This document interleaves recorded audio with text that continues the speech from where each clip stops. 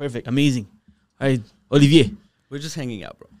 Thank you for the invitation. I really appreciate it. Thank you. Thank you to be. This is the first time we meet. First time we meet. First podcast in Miami. Yeah. I'm pretty sure I'm gonna do more.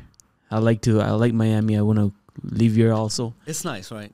I love Miami, bro. It's like the what I like the most is like it's like only 3.5 hours of flight. You wake up in the morning, go to the airport, you hop in the plane at 6 o'clock. You're here at 9. Like, it's crazy. Yeah, 9.5, 10 max, and we're still morning. Yeah, that's crazy. And then it's beautiful outside. Man, it's fucking nice. Traffic was bad though. Traffic when today, especially today. Especially when you miss out, like, especially where you miss turns and. Hey, I was thinking about what we were talking about, and then I missed maybe one. You know what they say about men. We can do 2-3 things at the same time. I was thinking, oh, dude, it's fucking nice. It was cool. It was good. It was good. I liked what we were talking about, and. I was focused and I missed it.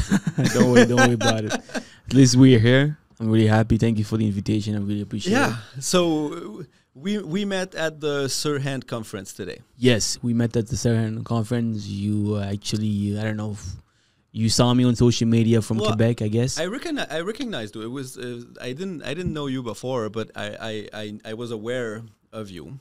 Yeah. And it's so cool because I was talking to the sales guy, and I saw you. I was like, I fucking know you. And then I went to talk to you. I'm like, hey, I know you. It's crazy, and that's the power of social media, right? So it's power of marketing because I'm pushing pretty much every day. It's funny though because it really is. They are a cool thing about social media and all of this because it do work because it did today. Yeah, and I just created an opportunity for you and me, right? Yeah. Because we spoke, and he's like, "Yo, why don't we do a podcast?" I'm like, "Yeah, but if we have this conference, it's gonna be a big conference, and tomorrow I don't have time." He asked me, "Do you have time today?" Yeah. I'm like, "Yeah, let's do it." Let's do it tonight. Let's do it tonight. Cool. That's amazing, man. I know. You're a go-getter. I can tell you that. I was thinking that actually when I was coming to get you because I was like I don't care. I just like to do it. It's just something that I enjoy doing. You need to be passionate. It doesn't matter. It's I just like the fact that I'm saying, hey man, I have this podcast. Do you want to talk? Because I like to talk with people and hang out. It's something that I enjoy doing. So might as well do it. And it got us here, so it was cool. Because then I was able to ask you. I was able to have something to talk to you about because this is what I'm doing. I'm like, hey, I'm doing this. Do you want to hang out? And it's good for you because it's good for your business, for the business that you're doing in Montreal as well. Because it creates contents out of something that was not expected. Definitely. And so what is it that you do? Yes, great question. So I'm a mortgage broker. That's my profession. I'm also a content creator, influencer. I could say that now. Podcasts. I have the number one podcast in Quebec. Do you like the word influencer? To be honest, I don't mind. Like some people say, influencer. You get in the same space of those who do pranks and all this crazy stuff. Yeah. So I'm in the corporate influence, and it doesn't bother me. Why you ask that question though? It's just because the influence is real because people do like kind of you can maybe affect some people what they're taking, maybe I'm not saying that I think it has a bad rep because of no, but it is because people tend to follow trends and then it's marketing and then it's proof that it works and then it's all of that, right? It's so people tend to kind of follow that, but I really don't like the image that a lot of influencers have. I see it as very, very fake. I see it as not genuine. It's bugging me. And then because I know that maybe the influence is there, but the word is influencer is bugging me. What I like to do is more speak my mind, and then that maybe is going to be able to you're going to be able to relate to that, maybe not. But at least you're going to have my opinion, and then you're going to be able to to kind of go like, well, what do I think about that? Like, and then form your own. I think maybe that's how we think.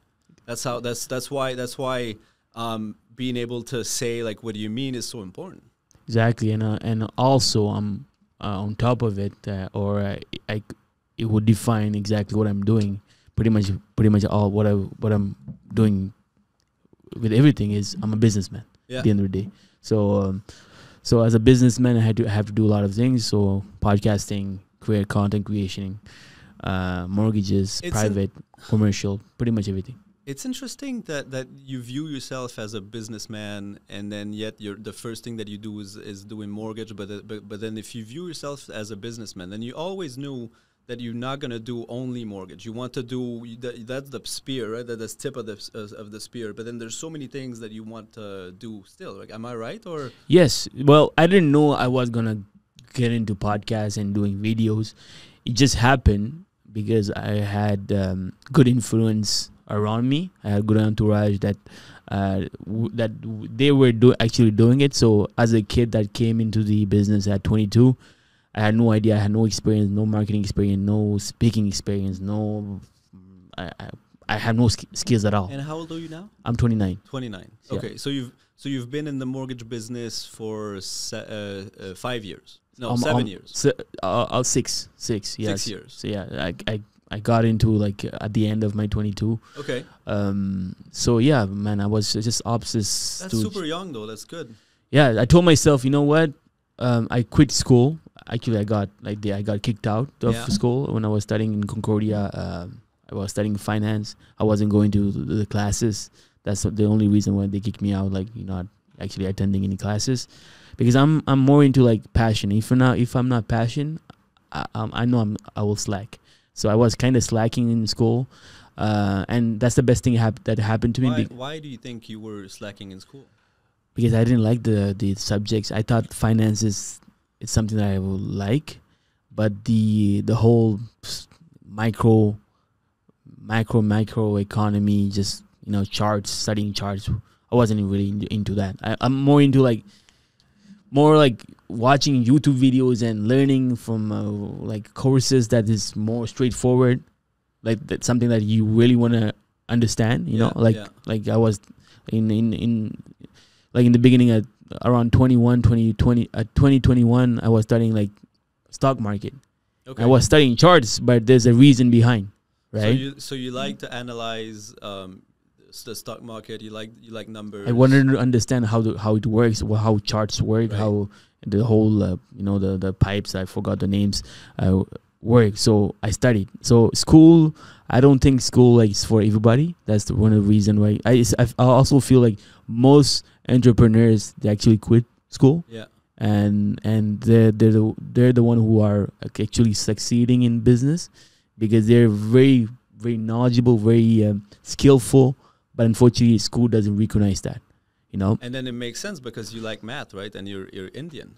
I'm Sri Lankan. Yeah. Oh, yeah. Nice. It's close. No way. It's close. So yeah, man. So I got kicked out of school, and then I was trying to figure out what I wanted to do.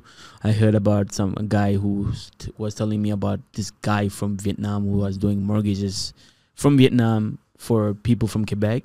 I'm like, holy shit, what is his job? I searched on Google, what's a mortgage broker? I found out is you work with multiple banks. Because you didn't know, I didn't know either that you could do that when you were in school. What? Like selling mortgages. I didn't know that you could do that as a job. I just thought like, oh, you have like these trade jobs or whatever. I didn't think about all of the financial system or it's just one conversation that got me into mortgages. It's crazy about like, when they tell you like one conversation, one contact. I'm sorry. What was the conversation? My friend was telling me about real estate. He was always talking about real estate. He has a lot of properties, and he was like much older than me. He was used to work at McDonald's, but he was buying properties. He's a smart dude. Oh, cool.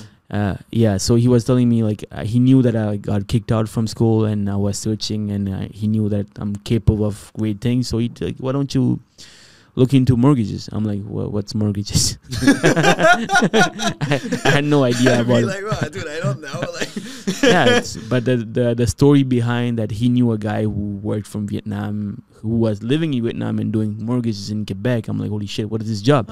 Because I didn't know, like, in that time, in 2006, 2017, working from home or working... It wasn't a thing. It wasn't a thing. It wasn't popular. So I'm like, oh, wow, I can work from anywhere in the world and do mortgages, serve clients in Quebec. That's amazing. Yeah. So I just, out of thin air, I just got into the... I just went... I did apply for the mortgage course, and I fell in love. You know, I fell in love with the mortgage, the whole career. And what do you like about it? The fact that I didn't know anything. Yeah. And the fact that it was, you could really be very successful. You could make a lot of money. Like, obviously, at that age. I like that too. At that age, I was like all about like becoming successful, right? Yeah. Making money, but I didn't have anything. What was the image that of success at that age that you had? Just making money. Just wanted to make just money. making money. After that, it evolved a lot. What is success for you now? Success right now is I feel like I want to make sure that I'm helping people around, and the fact that I'm helping and inspiring other people, it just feels good. It just feels very good, and that's the legacy I want to pass around. That's the fact that I'm helping other people.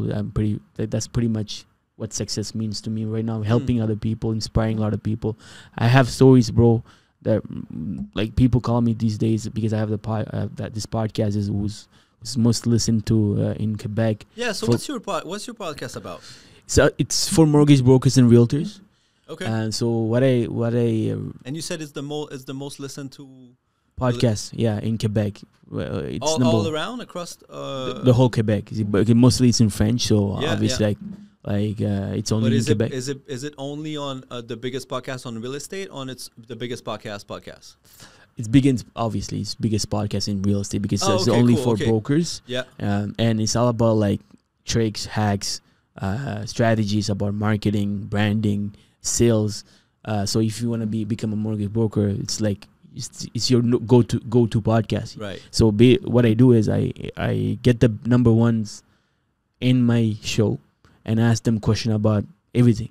So it's like going to school, but having practical strategies that you could apply in your business. So when I started, I did it for myself, but at the same time, I knew that I could help other people. At that time, when I started, it was during COVID time. And when was that? COVID time, like the beginning of COVID. Which one? Because they said 2 weeks at first, and then they lasted for 3 years at some place. Like the beginning at 2020. What? 2020. Okay, cool. 2021. I don't remember. 2020. Still remember this day to this day. It was in my basement, parents' basement. My success didn't come 7 years ago. It came like 3 years ago because when I started doing that podcast, don't forget, I was learning a lot from those big players. Yeah. So every time I learned something, I applied it in my business. By applying in my business, I was helping other people, but at the same time, I was helping myself. And every year, my volume, my income just doubled year after year. Nice. So while I was helping myself, I was helping at the same time other people, because there's the pyramid of Magog. I don't know what's the name of the pyramid de Magog. Oh yeah, okay. The thing that you need to satisfy yourself first, security, and the okay. last thing is helping other people. Like after money is helping other people. I did it. But that's not true. What do you mean? That's not true, because the pyramid doesn't end there, right? It circled back, because when you actually help people, right? I'm sure you make way more money now than before when you started and you just wanted to make money. Yeah. Right. So so the equation is you want to make money, right? Because you're a selfish piece of shit. Everybody is. Yeah. And it's okay. So you want to make money, right? But then you're selfish because you want to make money for you. Mm-hmm. So you're very, very focused on you. You focus on you. It doesn't work, and you don't make any money because nobody wants to work with somebody that's super selfish. Nobody, help me figure out my problem, and I will gladly give you money. That's how we're programmed, I feel like. So if you figure out the equation, I think the most people that you go in to help, the more money you're probably gonna have. Exactly. Well, it's true, but I never thought of it like that. But then that's super selfish. But it's good because you provide more value, but then you do it for you. Even if you say like, oh, Ollie, it doesn't work. If some people just want to help people and they're not selfish and they're very, very selfless. Just think about Mother Teresa. Yeah. Well then, okay, she didn't ask for anything, but don't you think that maybe she did all of that because it made her feel good about herself? Definitely, yeah. So then she was acting selfishly. I guess, right. But it's cool. It's good. The thing that I'm saying is being selfish is good. We're all like that. But we need to figure out that because we're selfish, if we help other people with their shit, they're going to appreciate it and they're going to give us the money. The fast makes totally sense. And the faster you understand this, and the faster you will grow. Yeah. And the business will grow and the most money you could make. And I never thought of it like this. I just wanted to help other people at the same time learn. Yeah. So I had this selfish way of, doing it. Because I guess. Because you wanted to get better. I wanted to get better. Exactly. I'm like, why don't I just share with the world at the same time? And then like, so this pyramid is upside down for me. Like I didn't have any security. But it's not upside down because you really have to do all of this, and then when you can figure out to do all of this, then you can be the person that you need to be, the one that's going to help most people. But then if you figure that out, if you figure out the equation, then you're never going to have to worry about anything else. Right. So I started from the beginning, from the end. Yeah. Helping other people, and everything else came. Yeah. So that's how I started, and now I just landed on Ryan Podcast.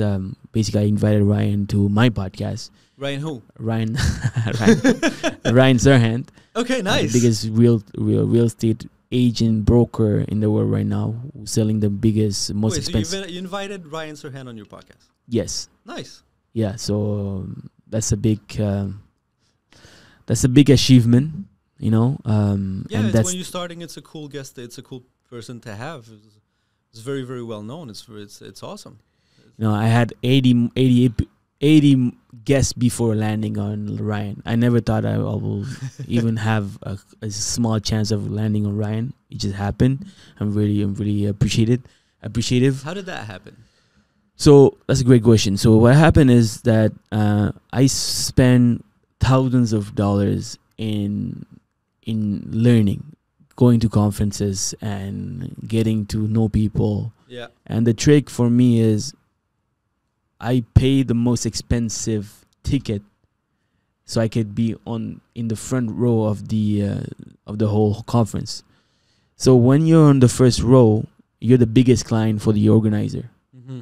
So every time this organizer brings people, Ed Milet, Gary V, Aldo, Bradley. So what I do is I ask them questions. How do you got this person? How do you got that person? And these people, they want to help you out because they want you to come back every year. Yeah, because they're making money. Because they're making a lot of money. So we're not talking about $800. We're talking about $5,000, $10,000 sometimes.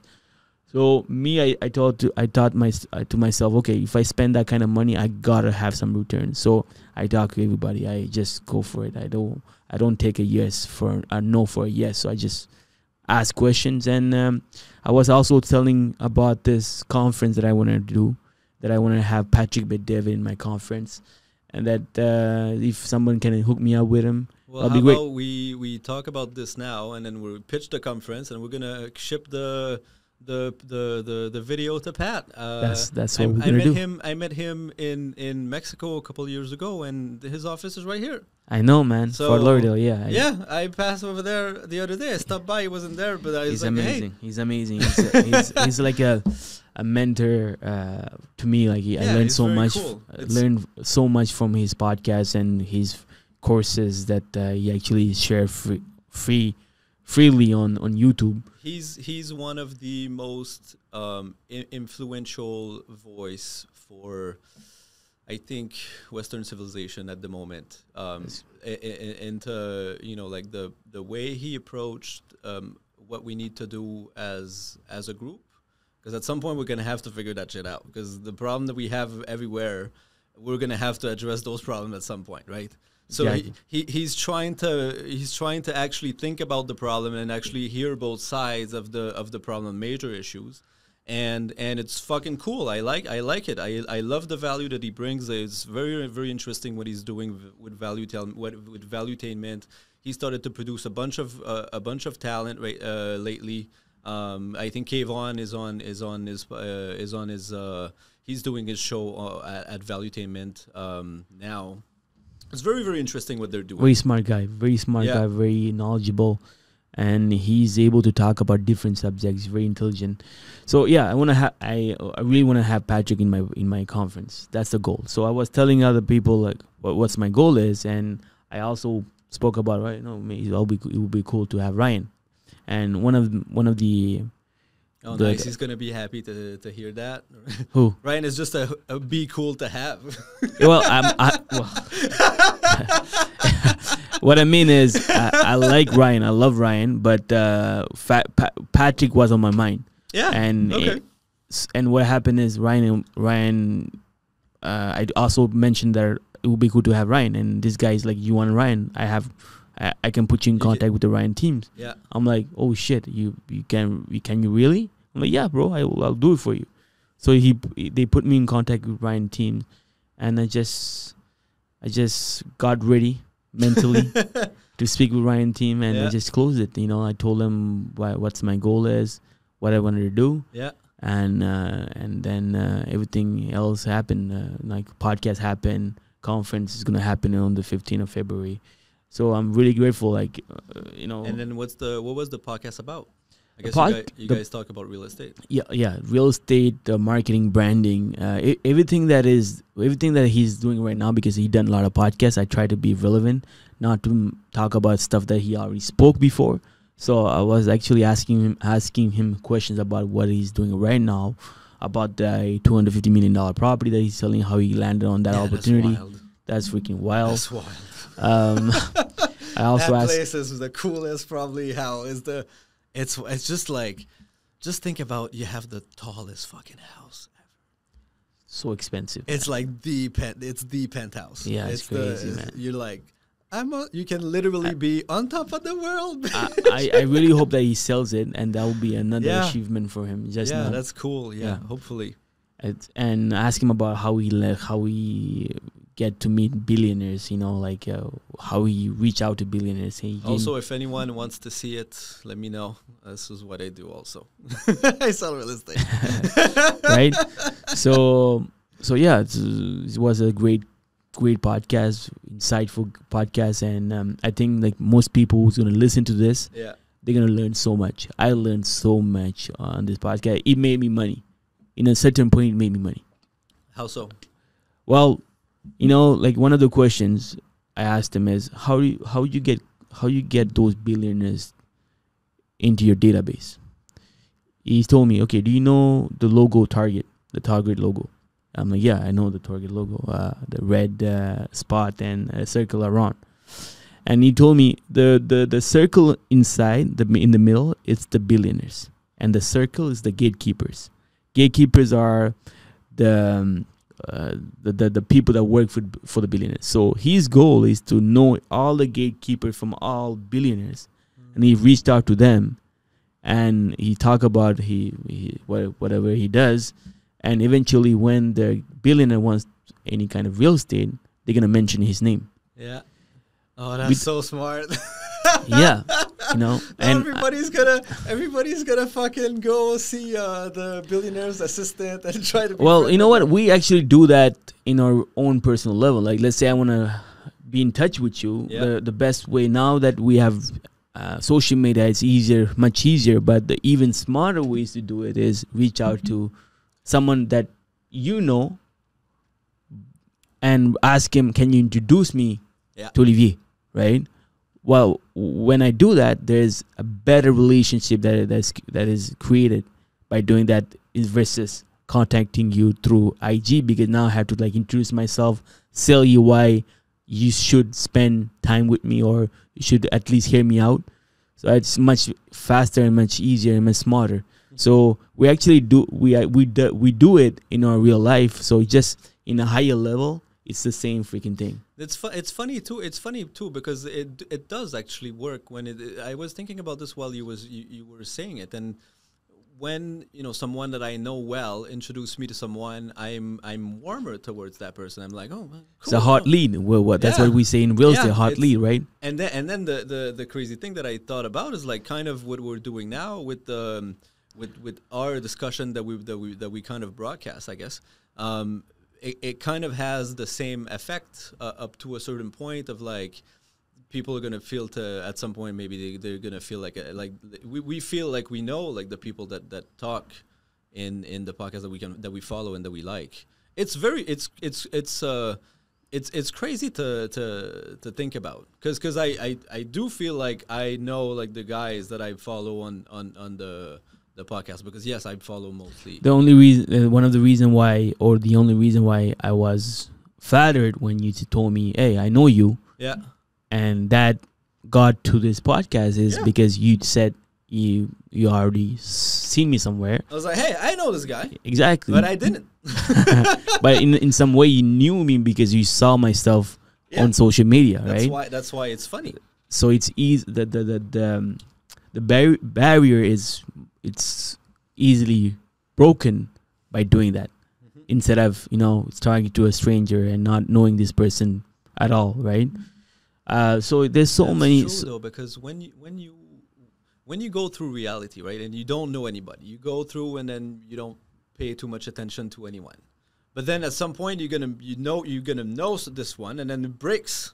Yeah, with the peacefulness and whatever you were feeling, so it breaks, and all of your focus goes there because I know you. Yeah, like let's say you want to talk to a girl or someone that you love to talk to. Yeah, you have to have some kind of rapport before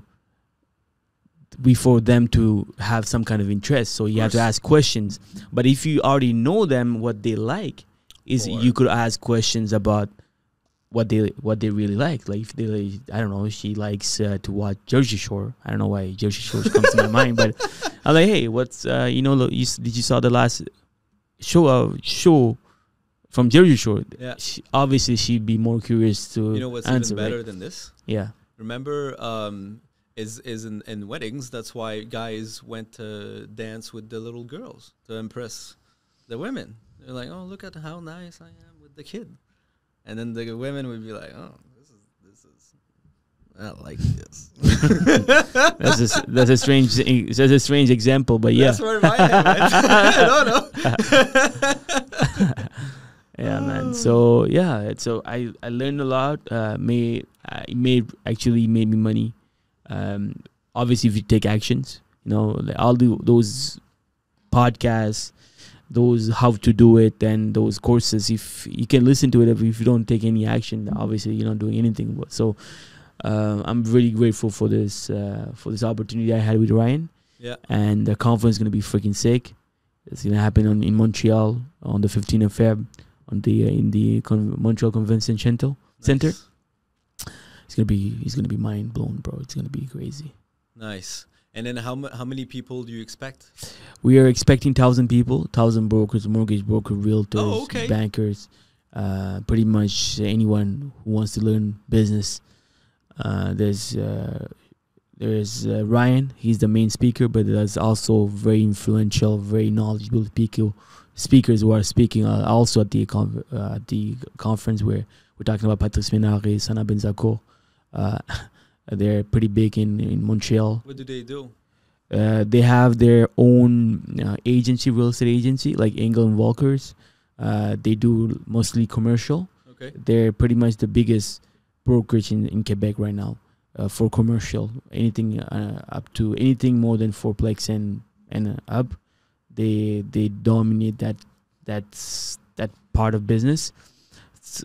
Patrice and Sana, they're very, very knowledgeable. So they're coming to speak about AI, how real estate is going to change. So it's very, very interesting. We have Olivier Primo, who's a multi entrepreneur. He has a beach called Beach Club. Yeah. Where most people there a couple of times. Yeah, right. So it's very fun. He also have Metro, the festival. Metro. He has Fuego, one of the biggest festivals in Quebec in summer. He invited Drake last time. He invited all the big rappers, singers. Every year he invites big people, and he has his own drink that is called Beach Day every day. I think. And that's, he did a good branding with this. He's a great marketer. Yeah. So there's something to learn about from him. We have Sugar Sammy. I don't know if you have Sugar Sammy. He's freaking funny. So his goal is to roast people. Yeah. Roast broker is gonna be very easy to roast brokers. So it's gonna be just it's gonna be a show, man. I can't wait for this. Yeah. So we're bringing different people from different industries to share their knowledge about business and whatever you're into. As long as you're in business, as long as you're an entrepreneur, I think they're gonna have a lot of values from it. How do you pay for all of these things? Because it must cost a lot of money to assemble all of this. How does it work? How do you make it work? Yeah, so basically our goal is to make money from the tickets, right? So I'm trying to do something different that I seen here in the States. So basically most conferences that happen in Quebec, they try to make their money on sponsors. But my conference is gonna almost cost $400,000. Oh shit! It's a big conference, you know. So your cost is gonna be $400K. Like near $400K. I just rounded up, you know. So you can ask sponsor to spend like $10,000, $30,000. How many sponsors will you have? Like hundreds to be able to like make your money. Yeah. Right. So it's not the best way to do it, and I don't want to have like a bunch of sponsors that pretty much filling the room. So that's not the goal. The goal is to make your money from the tickets. It's going to be high-end tickets. It's going to be, the minimum is $400 and then go up to $4,000. For the mastermind with Ryan, is going to be there. Ryan is going to spend after the conference, he's going to spend with 50 people time and share more so that people have the chance to get to know him better. Yeah, because you have closer access. You can exactly. Like his conference is for the VIP session is almost like $7,000 US. It's almost $11,000 Canadian. So this is a steal in my conference. Yeah, you know, it's like $4,000. That's after the pre-sale. Yeah, in Canada, and after, like before the pre-sale, like at the pre-sale is $3,000 just to have 90 minutes of Ryan's time, 50 people. So we're going to make more money from the tickets. So that's the goal. So right now, well, that's how it works actually. So do you have more questions about it? Like, nice. So you figured it out. You didn't have the money up front, and then you're figuring out how. I didn't even start to selling. Like right now, while we're doing the podcast, the tickets are not even available yet. Oh, okay. So the money come from my line of credit, my investors that I have. You know, like, I mean, like, these are the kind of risks that you have to take. But I know it's going to work perfectly, you know, like something like Ryan. I did my research. I spoke to a lot of people, and everyone is like fucking mind blown, and they just can't wait to have Ryan in Montreal. So, but it's very cool. It's very cool what you're doing, because I just knew you as the mortgage broker that I saw once or twice on TikTok or whatever, and then to learn today that you're doing all of this. You're doing some private lending too. You're trying to ask me for fucking money in here, so you can investors, you can invest. So investors' money in here, so you can invest it back for them or whatever in the deals that you have. It's wild. It's fun. It's cool to see. It's cool to see guys that are seem like you're figuring it out. It seems like you're doing good. It seems like you're killing it at what you do.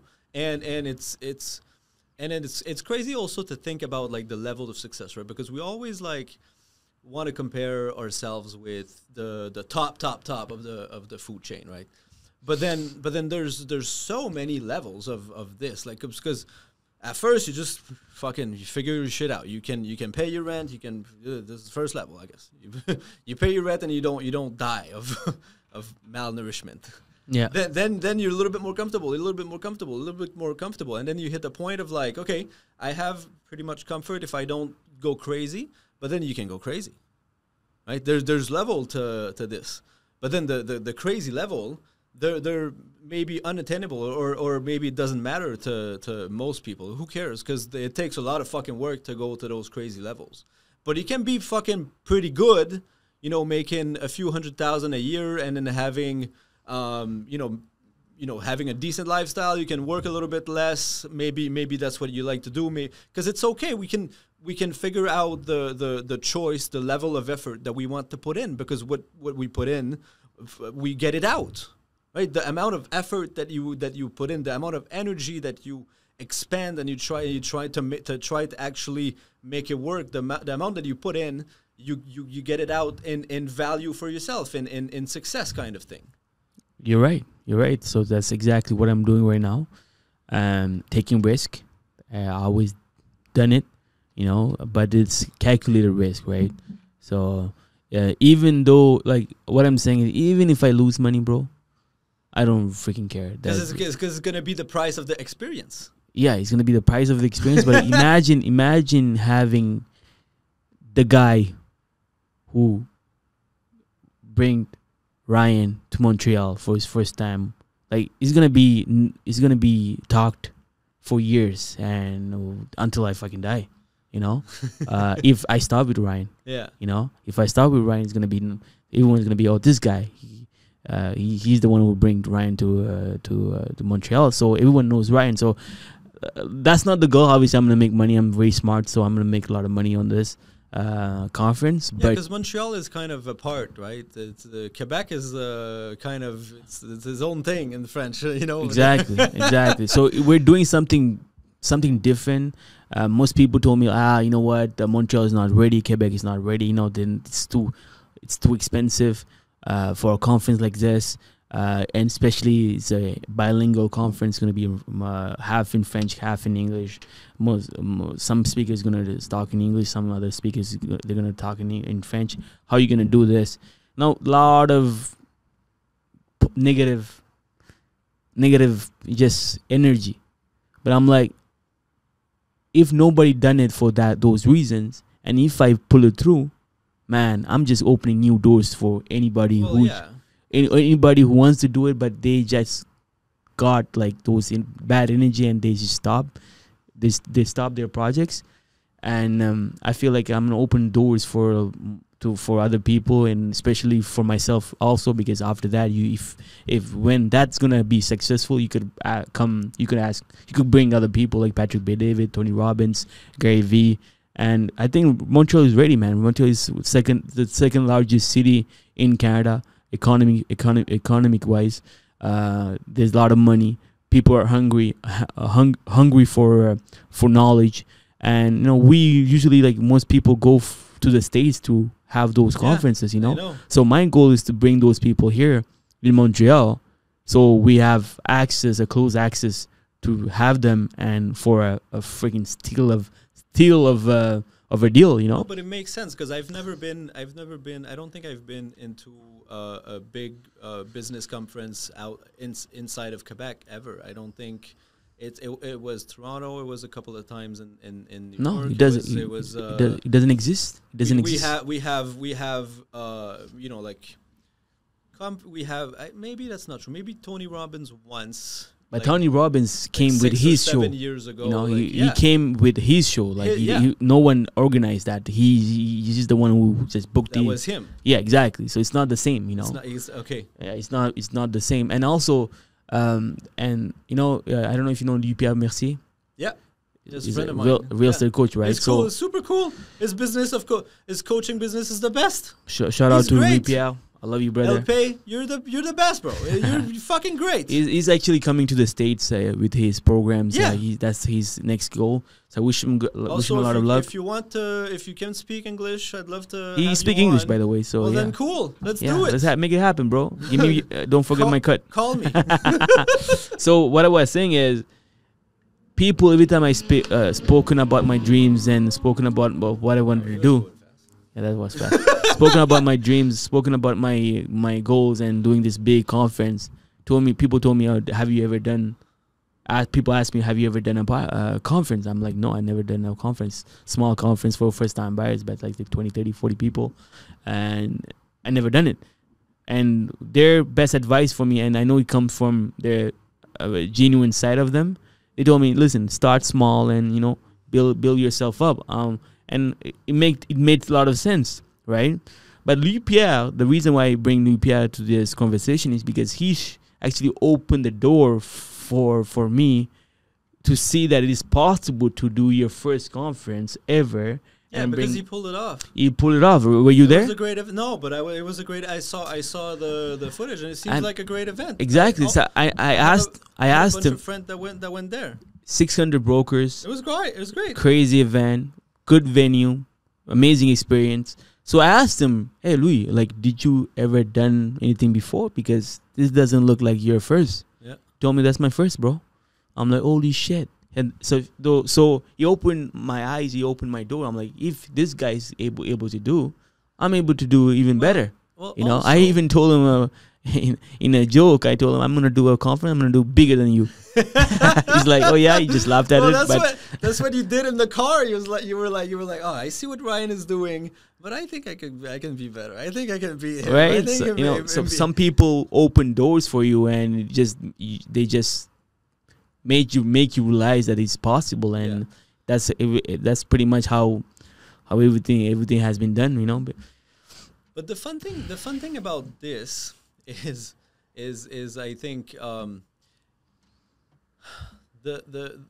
because if you're trying to do and you're trying to get better, at some point you're going to increase, you're going to improve, and you will get better, and then you're going to be able to figure out some more things. And maybe you have because there's always this thing that we feel like we're better than everybody at. There's this thing like, bro, you don't. I'm very good at this, like, and then so maybe that thing, you like when you see it, when you try to actually do it. Some people it's fucking dance, some people it's hockey, some people it's football, some people it's throwing the football, some people it's catching the football. Those guys, they're fucking great. I can only talk. And then you're good at talking. I guess I like it though. It says, so the fun thing is I like it. I like to do this, right? Yeah. And then so like when you find something like this, you're like I'm very, very good at this. So I never got this question. I don't know if that's a question. If what am I good at? Yeah. But the crazy thing, before you go, because I just said I'm very, very good at it. Maybe I suck though, but I just like doing it, and then at some point, if I keep doing it, maybe I'll get better. I don't know. Definitely. You guys, we'll see.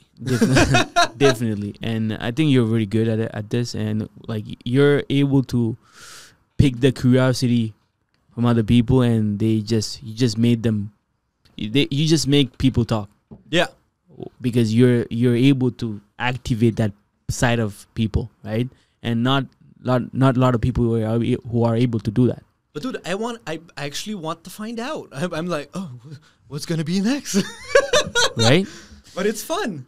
It's fun. So it's a good skill set that you have. I think on my side, I'm very like Kobe Bryant. The Mamba mentality. I don't have that.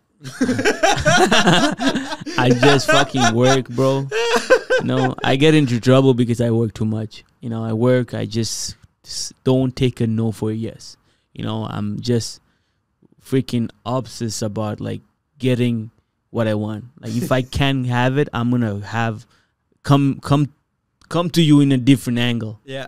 You know, if I can have a conversation with you from IG, but you left me on red, I'm gonna come back to you with maybe a contact that will introduce me to you. You know, and if that doesn't work, I'm gonna come back to you in another way. So you're just trying to figure out like how to. Yeah, it's like a chess game, you know. Like how can I have a conversation with Olivier? Because once I have this conversation, I know I'm gonna close you. You know, I'm very confident I'm gonna close you. So it just how. We'll see, because I can be. No, I know you're close. I know you're coming. You're coming to my conference. That's pretty sure. You're taking the flight. You're taking the flight, brother. But we'll see. he's acting tough right now. But he knows. He told me he's coming. But if you want to say I have to come, bro, we'll see about that. I'll force you to come. You know, I'll fucking pay the ticket if you have. That's okay, bro. If you say I'll gladly come. I would love to. I would love you to come. I will gladly have you make me come. But if you say that I'm obligated to, maybe I decide no. No. What I was saying is, you know, like I'm just that guy who just don't take a no for a yes. But that's so crazy. Because my girlfriend is the same, and so you probably you have to force yourself to slow down sometimes, right? Well, why you ask that question? So like, because you always working, right? So like, do you have to maybe talk yourself into maybe slowing down sometimes? Like, how do you keep like it just happen? You're just motivated. I'm just motivated. I'm just passionate. I'm just motivated. I just go. I don't think back. If I like have a skyline view of how I do things. Yeah. I feel like I don't, you know, like I don't have this burnout sensation. Like some people by working too hard, they're actually feeling that they work out. They really work hard and they need some break. But when you really love what you're doing, bro, it just every day is like, oh my God, how can I get to this level? How can I achieve the next thing? And also at the same time, I come from a humble beginning. So I come from Sri Lanka. We were living in a civil war. I came when I was 8 years old in Canada. And I see, when I go back to my country now, I see my cousin who's working for $200 a month. I see people who are making less than $1,000 per month, man. So I'm like, fuck, man, I'm so lucky to be in Canada. So I can't waste this opportunity. People will kill to have my life, kill to have the opportunity I have. I'm like, okay, if I have this life, I have this opportunity. Now, how far can I go? How far can I go, and then how far can I help other people by going that far? So you feel like you owe it to yourself to push yourself the furthest you can, because you feel lucky that it was you that has this life rather than someone else. Exactly. And at the same time, my children, I don't have any children right now, but eventually I will, and I don't want them to tell me, Dad, you didn't do anything for us. Now you could have become this successful guy, and then that we can take over.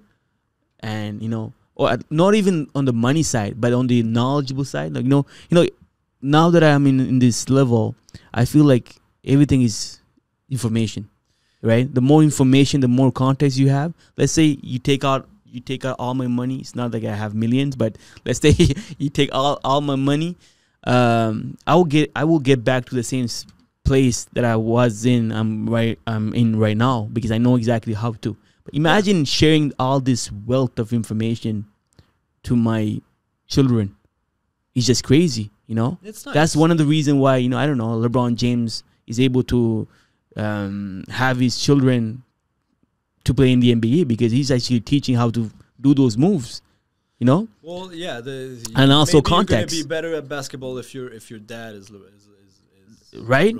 If you're the children of Bill Gates and you're interested in business, Bill Gates is going to teach you exactly how it's done. Yeah. How to make contacts. He's going to put you in contact with other people that, you know, it's it's impossible to have. It is easier. The crazy thing is people that say that it's not easier or it's the same or it's all the same or we all start with the same abilities or advantage. No, we're not the same. No, man. We're nothing the same, and we all have this level that we can attain if we work really hard. But then at some point, it's going to become a level that we can't reach.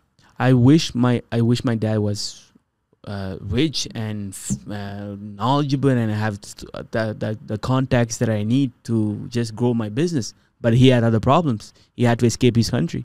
But I'm really grateful for what he done already for myself and my family. Of course, because he gave you this opportunity, right? Yeah. So my goal is the following: is to make sure that now that I'm here, making sure that I become that man that my boy, my girl wants, so I can share this wealth of information. Yeah. So if they really want to take over my business or build a business, whatever, they have all this knowledgeable information. I'm not talking about business wise neither. I'm not only business side also, but I'm also talking about personal wise. Yeah. You know, like my parents were too busy like working till today, 7 days a week. They have a convenience store. My dad and my mother just exchange hours. Figure it out. They open and they go. So I never got this education on how to have a good relationship with people, how to be likable, how to make friends, how to, they have other issues till today. So my goal is to share that wealth of information also to my children, not only the business side. So I need to become that person who has all side of information. So you know what I think is wild?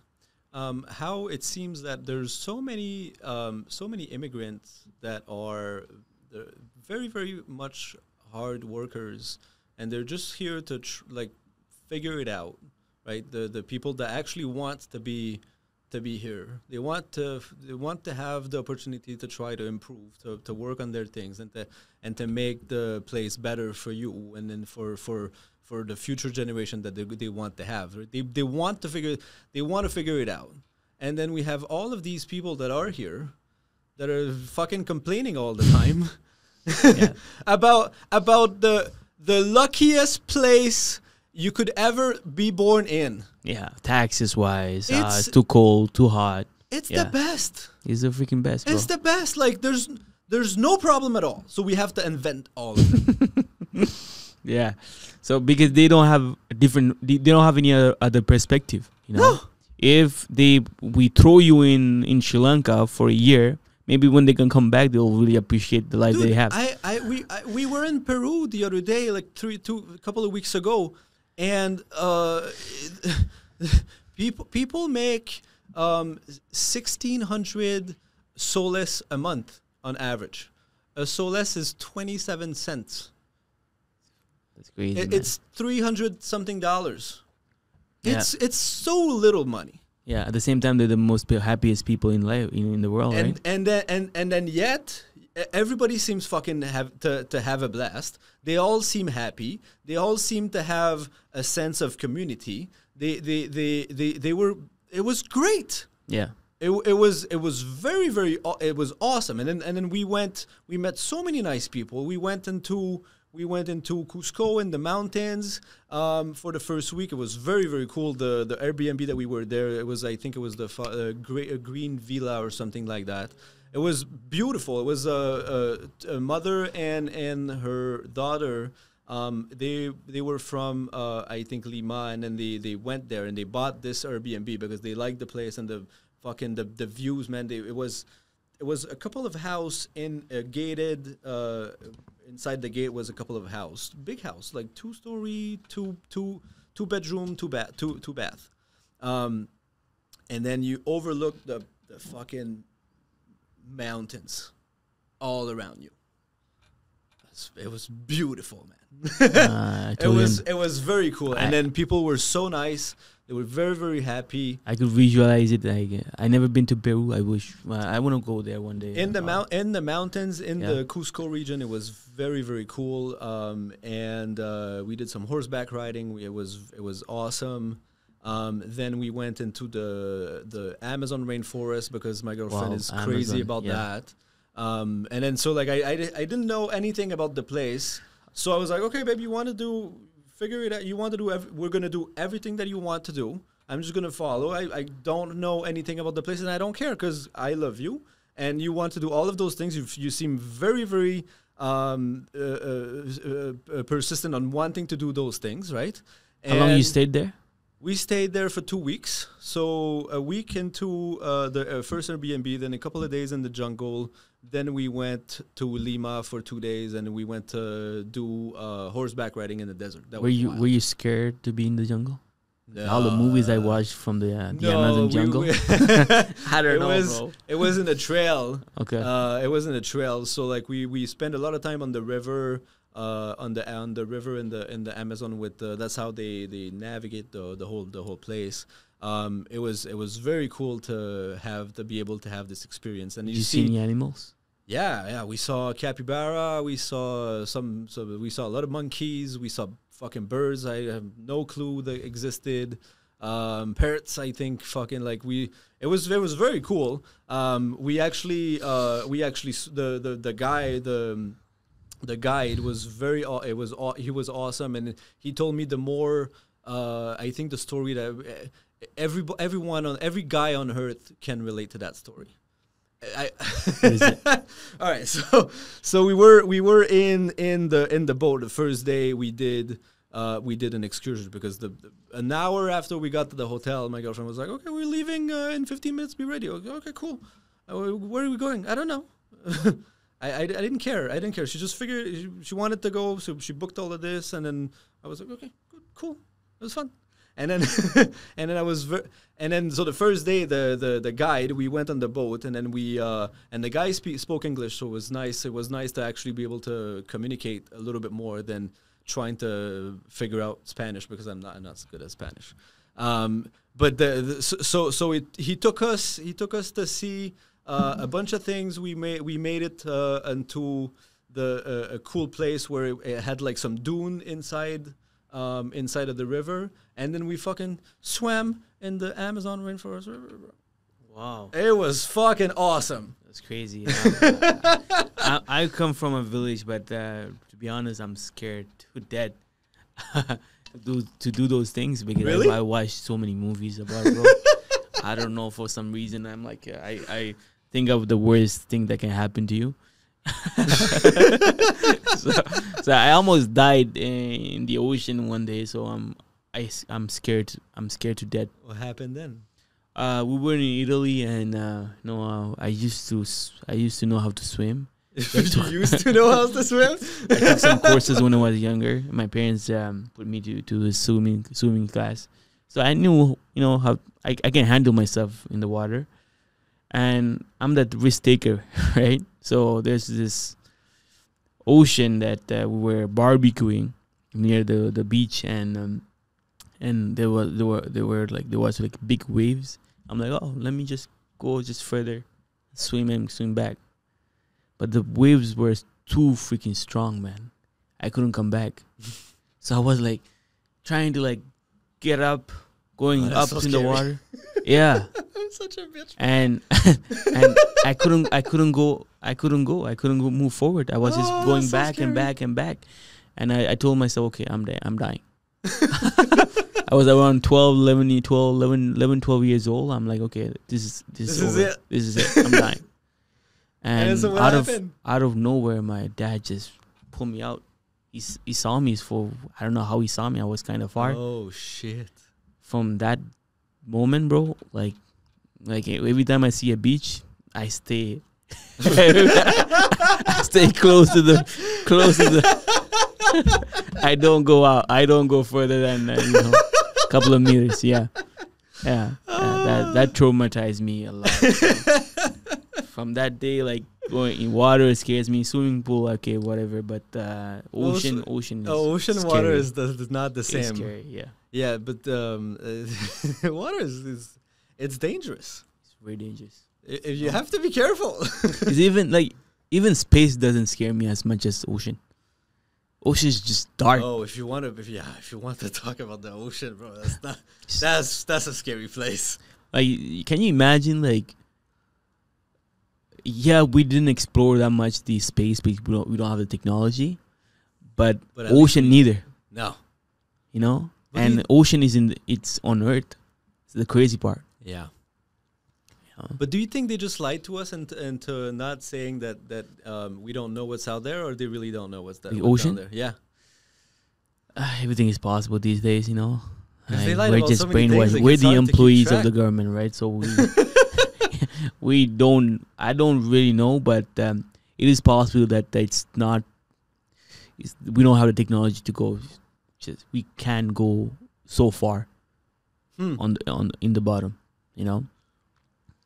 And at the same time, we don't have the vehicle.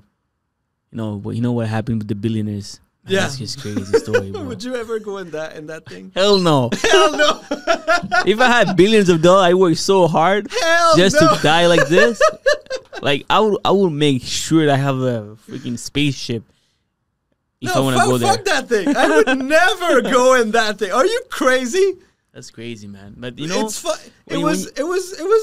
it was going around with a fucking PlayStation. That tells you that, you know, with all those billions of dollars, you still get bored, and you want to do crazy stuff just to like have that sensation of, you know, that adrenaline, you know. Or it just says that it doesn't matter how much money you are. At the same time, Some of us are fucking dumb. yeah, you know. And it's not correlated with how much money you have. I don't know how much that ship cost to make, but if I was a billionaire, I'll make sure that, you know, I have the highest technology possible. If I go there, you know. Not going the first to go I'm not the first to go anywhere. All right, anywhere that I can't be on land, I ain't the first going there. All right, so no, figure it out. Right, go like I have no desire. Put people there and show me that it's possible. Send a few hundred monkeys without arm, and then maybe I'll get in the thing. Right. And I didn't want to forget this. It just also made me realize that money is not happiness, because those people from Peru, you know, like it helps, but at the same time, like you know, like there's a lot of people who are miserable, making a lot of money. So I feel like if you're making your money, you're going up on the scale of success by doing the right things, helping people and you're actually like have a good influence in other people. And that's true. Yeah, that's true. But you have to look at as an equation. Tell me, I'm a mad guy. Tell me. All right. So, well, I knew I would relate to you with that, because if you take like happiness as a math equation, then the money variable, it's going to be in this equation, right? But it's not everything, and maybe it doesn't have the biggest impact, but it's still there. It's in the equation, because more money is better than less money. It's just a fact. Everybody wants to have more money. Yeah. It's not the more money is not the same for everyone. But why though? But that's okay. But that's okay. What I'm trying to say is, if you just take the money variables, then more is better than less. But it's not the whole thing. So like the crazy thing that I was wondering is those people in Peru, they have clearly less money that we have, but the wild thing is, like, they seem to genuinely love their life. They seem very, very happy. But they have nothing to compare to. I know. But they seem very, very happy. They seem they were very nice. They seem to have a great sense of community, because every night we would see a bunch of gatherings into people's home, and it you know, people seem to be talking more alive, kind of thing. They seem very happy. So I guess my question is how do you measure happiness? Like, why we hear that we have so much more money? Like, why do we seem so unhappy? Or maybe it's not even the question. Maybe it's because we lack purpose. I feel like the reason why we're in a society like this, there's more people not happy than happy because there's so many type of people. There's so many levels, and we feel like money is the end of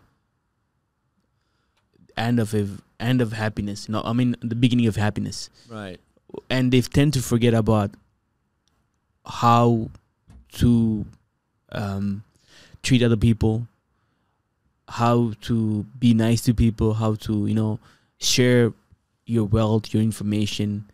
And while you're stepping in other people spaces and food, you're just becoming that people who nobody likes, but you're actually making money. But if my point is, if you're on the pyramid that I was talking about, like one of the most grateful sensation is helping others, right? And that's why most people, most billionaires, most millionaires, what they do at the end is doing philanthropy, helping other people, because that's that they get the most. Because you have more time and you feel good about helping other people. You have the resources to do it. But if you're able to do it from the beginning while you're making money, I feel like and it comes from a genuine side of you. Like you really like to help people. Yeah. People like nobody is gonna say no to like people who we really wanna like help you. If they want to provide value to you, then yeah, mostly because it makes sense. You don't because at the end of the day, you're trying to figure it out for you. So if someone comes in and he doesn't ask for anything and then he just wants to help you out, it's very cool. And then most likely everyone is going to say yes to that. But maybe you can ask yourself, if you're naive, you're gonna say that guy has no other motive than just wanted to help you out. And then in most cases, that's not true at all. They have some other motives that they want to accomplish with the help out, but then at least they're doing because they feel good about themselves. Well, yeah, right? Because but then you have to ask, like, okay, are they genuine in the fact that they want to help out, or are they genuine or they just want to get in for themselves? I feel like if you actually is upfront about the reason why you introduce yourself or you wanted to help me out or whatever, I will respect you more, and then probably I'm going to be like, okay, that's fair. I would do the same thing, so I understand why you're doing this. So like, what is that going to be? Is that going to be a real like relationship with us, or are you just trying to? Because I can maybe, if I like you, I can maybe help you out and just introduce you, and then this is not going to be a thing. But then maybe the selfish reason of wanting to have access to that person, maybe this is, you're going to be able to form another meaningful relationship with the person. I think everyone has, like we were saying in the beginning of the conversation, because everyone is selfish in different ways. We have different ways of having this sensation of... But being selfish is good. Yes, that's what we're saying, yeah. So sometimes for some people it's money, making more money, that's what helps them, motivates them, and push them. Some other people, it's like feeling the fact that they're actually helping other people, that sensation. And the more sensation that you get from those stuff, yeah, that actually push them to do more, helping more, giving more values. Do you think there's a difference between, because when you see you want to make more money and you equate making more money to helping more people, I understand what you mean, right? Because we're selling a service, yeah, right? So therefore it's very, very correlated, the fact that if we help people, if we actually genuinely help people, then they're going to appreciate it, and then we're going to be more successful in our work, right? But then I wonder if there's a difference between people that can relate to that, to this way of making money, to this way of actually making a living, and rather than people that are paid a salary. Do you see what I mean? Because like if you're paid a salary, then it does, at some point, okay, maybe you might get fired if you don't do your job properly. But then maybe some people feel like they can automate everything, and they don't have to. They just do their thing. They don't try to do anything else. They don't try to help anyone else, right? But then they just do that, and then they have a paycheck because they feel like, well, they hired me to do that, and then just do that. Yeah, right. But maybe those maybe if they would ask themselves, and then probably they wonder why they don't improve or they don't get better at their work or they don't get the promotion or they don't get recognized or anything like that, right? Because you just provide this much value. Yeah.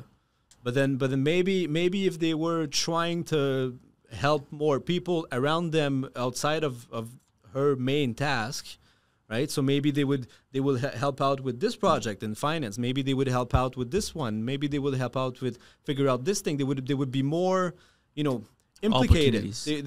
They would put in more. Well then at some point people are gonna recognize like, dude, this person is killing it. This girl is killing it. Whatever, this girl is killing it. Yeah. Right, and then you're gonna get the raise, and then you're gonna get the promotion. You're gonna be able to handle more problem. So easy to make money. Because at the end of the day, like the more problem that you handle, or the bigger the problem, well then the more compensation you're gonna get most likely. Definitely, it's so easy to make money, man. But it's not though. Sense. It's not easy. It's very not easy. It's a lot of fucking work. It's simple. Yes. That's what There's a very big difference between easy and simple because there's a lot of things that are fucking simple. They're the dumbest thing, but they're so hard to do. Just fucking look at dieting. Yeah. It's so easy. You move more, you eat less. Will you say it's simple or easy? See how fucking easy it is to miss the two?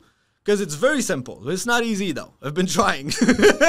You're in a good shape. But I've been trying to get leaner, and I can't seem to figure it out. My coach is probably very fed up with me. So let's say it's simple, right? So it's simple. For me, it's simple and easy. It's the same thing, but whatever. So you don't see the difference that I'm making at all? And it's simple and easy? Like how simple the task is, but not easy to do. Because it can be see what I mean. Like let's say you have to nail a big nail into concrete. Well, it's very simple. You just hit on this. Yeah. Right. But it's not easy to do. It's you're gonna have to put a lot of effort in into doing it. I get what you mean. Okay. You see what I mean? The difference in between the two. Yeah. So I mean it's simple, but it's not easy because most people are lazy. And that's one of the reasons, and they don't really think too hard that if the more problems you have and you're able to solve, the better opportunities you're gonna create. But do you know what's crazy about the thing that you just said about most people are lazy? Mm-hmm. I agree. By the way, I think I relate to. I'm very very lazy, very lazy. Because my default is I don't want to do anything. So if there's a country there's universal income, will you go for it? No. You just sit down, just watch TV. No. Get your money. No, because the problem with this is the default is I don't want to do it, but then I have not this image of myself that I'm not letting myself do it too much, because I fuck up sometimes. I indulge. I eat the pizza. I ate a burger with you today. I wasn't supposed to do that. I had the beer too. So that was. But I like to eat, and I like to do what I. There's certain joy that I very enjoy doing, and then I like to live life. I have a best time with I have the greatest time. It's very cool. I love to live, but that the reason why I like it is because I kind of indulge sometimes, right? Because I like to do. I like food. I like to have a glass of wine. I like to smoke a cigar. I like to do a bunch of things. So you like the reward? There's maybe. Like let's say you're always eating shit, always eating bad, and you gain weight, and obviously like nobody feels good about themselves. But I think there's a better feeling when you're very disciplined. You always eat good. But on the weekend, you let it go. But that's the most amazing sensation because that's like a reward, right? Yes, because if you're a slob all the time, it's not good. It's not fun. You're just a slob. You get used to. You know? Exactly. If you always eat feel burgers, like shit, and you feel like shit. But then if you're disciplined, and if you do all of the work, and then if you try to actually get better, and then sometimes you feel like having something because if it feels nice to you, then you have it. Exactly. That's exactly what I was saying about my challenge 75 hard. The first time I done it is I was very intense. Like I respected every task that the challenge gave it to me. You know, like two trainings a day, 45 minutes each, one inside, and whatever happened, you gotta be outside. Do your second training. If there's a I don't know. There's how do you say that? There's a hurricane, tornado, storm. You gotta be outside. Yeah. You know, whatever temperature you have outside, you gotta go there. You gotta eat clean. No cheat day. No cheat meal. No alcohol.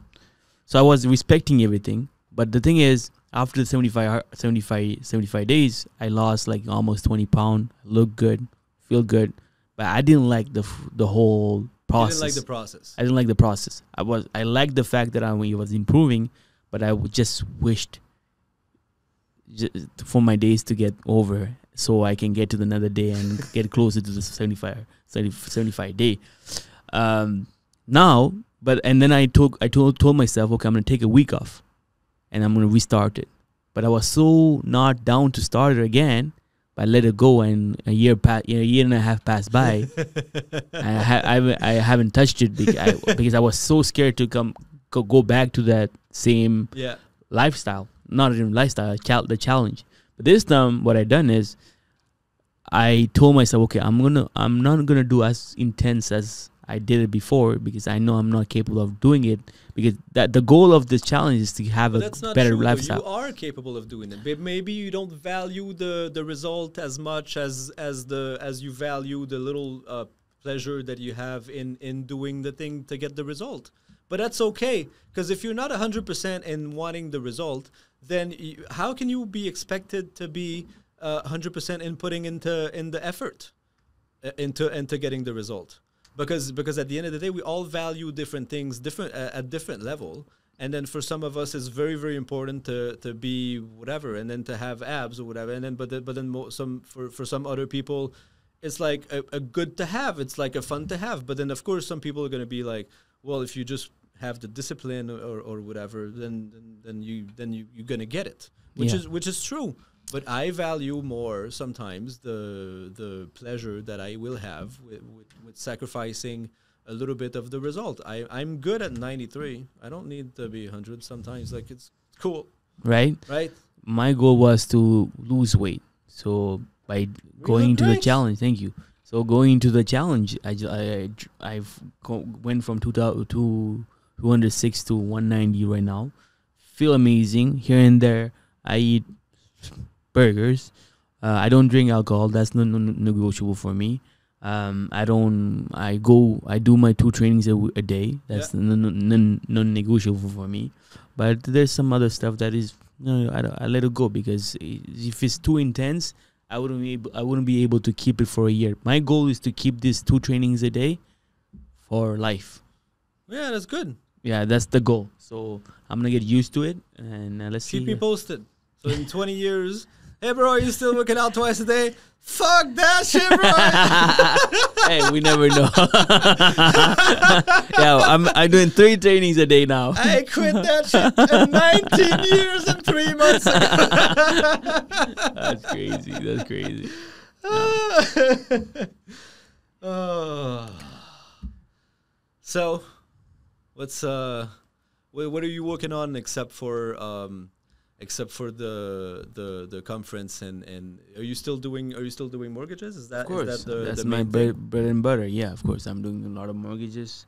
I have a team of 12 people right now, so the goal is to get to have an agency, have our own cabinet. We call it cabinet there, mortgages. I want to have the biggest cabinet in Quebec, and after that nationally. So you want to be first in Quebec first.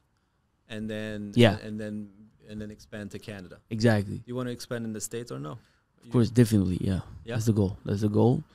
So yeah, so I have 12 people, trying to be the leader I need to be to help those 12 people and just grow. So you have 12 employees? 12 brokers. You guys call it W2. Okay. W2. What do you guys call self-employed people? Yeah. Okay. Yeah. So yeah, they're all brokers. They're independent brokers. They just want to have. They just want to be in a team. So I'm that team leader that give values to them so they can get better at their job. We have 12 people right now, including me. My goal is to get to 100, 200, 300, 500 people. So to get to that level, you need to solve the problems you have right now. Because your problems in the next year or 2 years later, it will be much bigger. So, but it won't be the same problem, right? So it's gonna be big. It's gonna be a problem at a bigger scale, maybe. Yeah. So why would broker go work with you? Because over doing their own thing. Great question. So are you in a team right now? No. You're not in a team. So for me, the way I learned and the way I got to this level only in 6 years, it's because I learned from the best. Nothing but the best. So I worked for this guy who was the king of private lending. And he taught me about videos, making how to shoot a video, how to be professional in front of the camera. He taught me how to speak in front of hundreds of people. But he didn't teach me, but I watched him do it. Because I watched him do it every day. I had phobia. I was scared to talk to people. I was scared to talk to in front of a lot of people. Like public speaking was not my thing. Now I can say the last time I spoke in front of 300 people. The reason why I was able to do all that very young in my career is because I seen someone else do it. I just watched him do it, and took the best advice from him, and it made it happen. So if you work for the best, you will get better.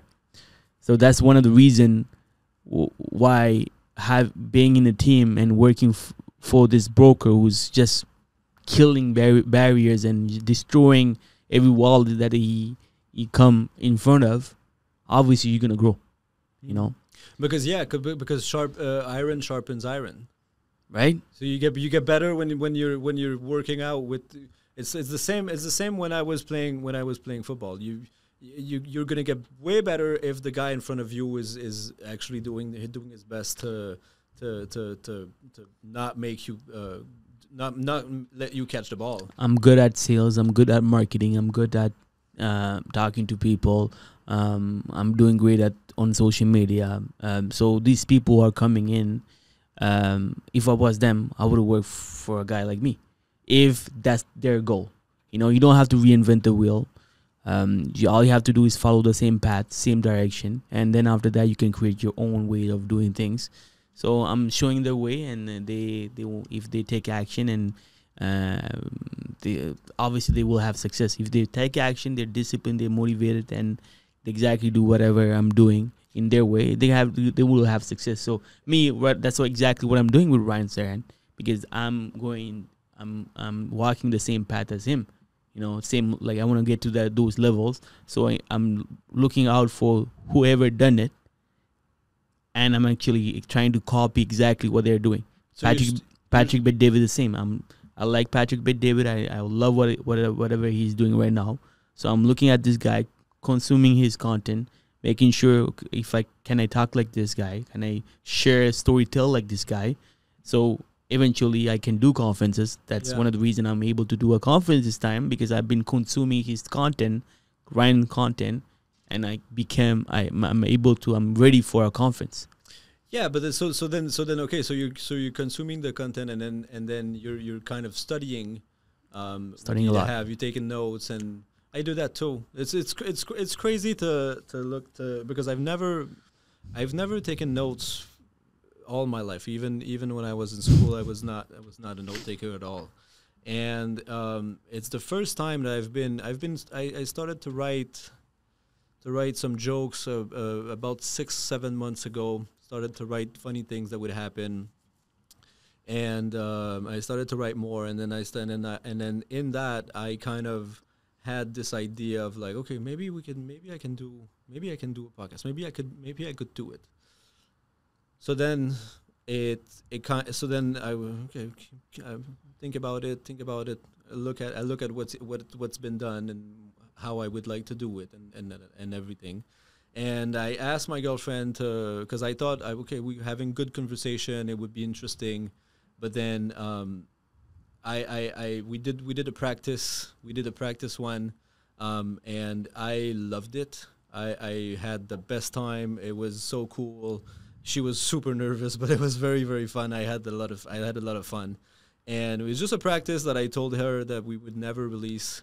It was just the practice, and then I couldn't sleep that night. The next morning, I went to see her, and I was like, I'd love to do this with you, and then she, but I have to do this. I have to start to do this. So I understand if you don't want to be a part of it, but I even if you don't want to be on camera, I think I have this idea. I'd love for you to do it, and you'd be perfect for it. So she's producing it, and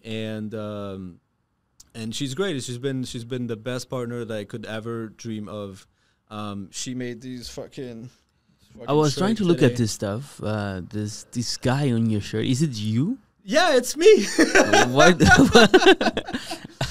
I don't know. He has dark hair, and you have. I know. I don't get it. Remember the AI app last year? I think Lance. Yeah. That you were making.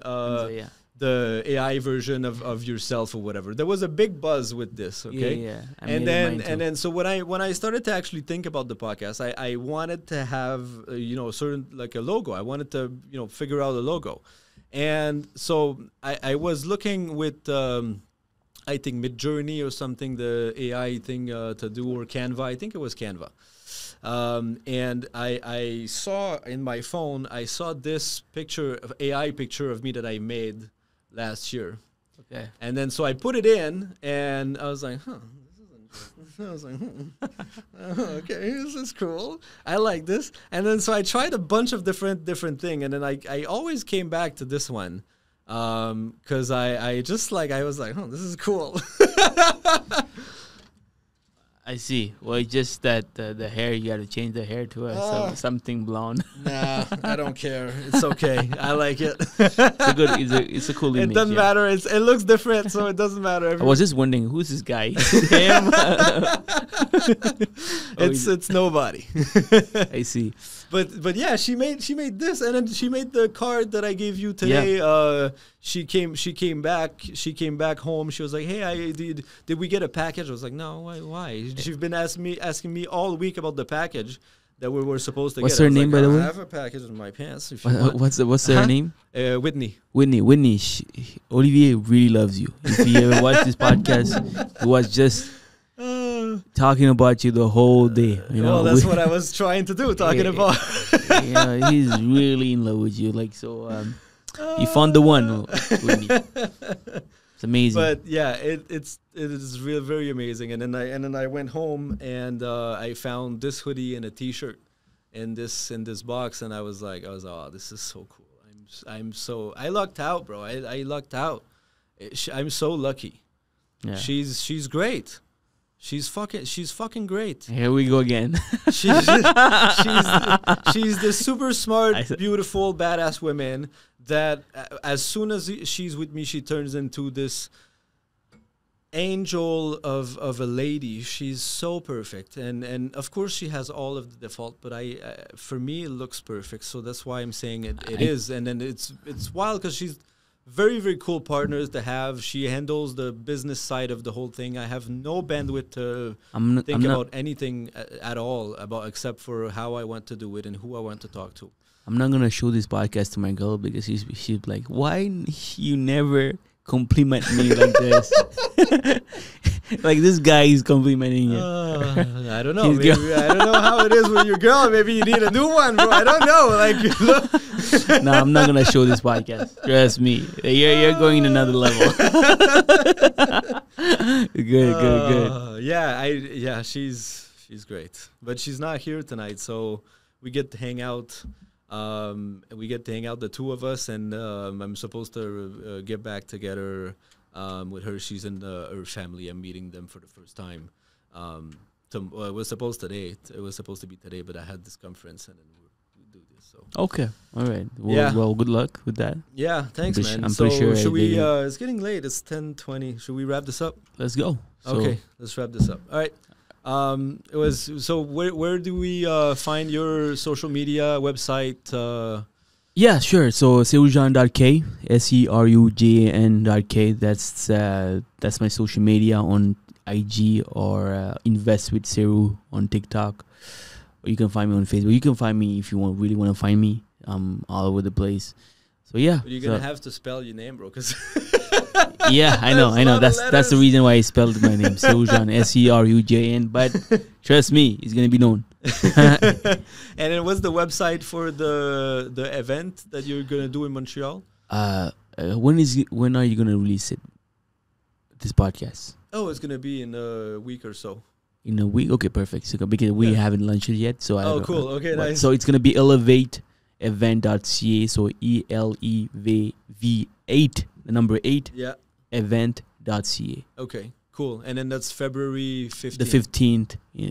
In Montreal. Nice. If you guys like to come to Montreal, it's a beautiful city. And Olivier can preach for it. It's an amazing city. Yo, you come with your girl, pass the Valentine's Day on the 14th. I'll probably be there too. And then the 15th, you come to the conference. Awesome. I'm talking to them, but also at the same time. Let's do it. Thank you so much. Thank you so much. Bye, everybody.